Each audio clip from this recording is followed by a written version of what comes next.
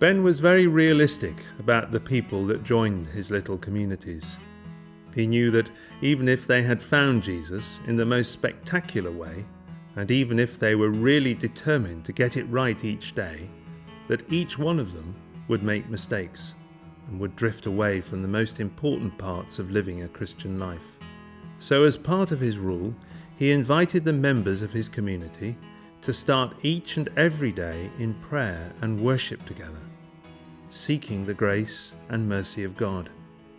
In fact, in one of Ben's communities, people would stop and pray together 7 times each day and have a chance to confess their sins every morning.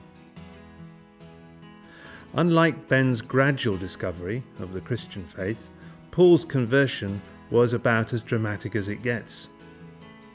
But for both of them, conversion was so much more than a one-off decision to follow a new way of life.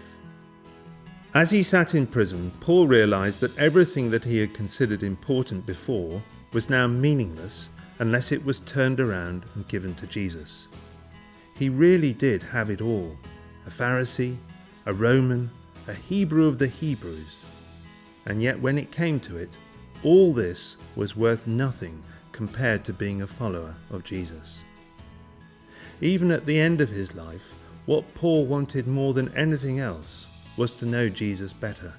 Learning and changing was an ongoing thing for Paul, as it was for Ben, a process of continuous conversion, turning everything round towards Jesus. Ben really liked things that sounded like they were contradictions. We call them the Benedictine paradoxes. So last week, Ben was saying that we should be grounded or earthed, and today he says that we should continue to change. It may sound like a bit of a muddle, but really it's a great picture of the Christian faith. Jesus never changes, and he's always with us. The gospel, the good news about him, remains the same today as it always has.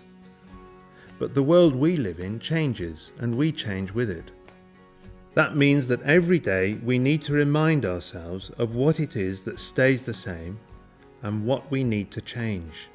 The great challenge for Christians is to bring all change to Jesus and allow ourselves to be converted, to be like him in every aspect.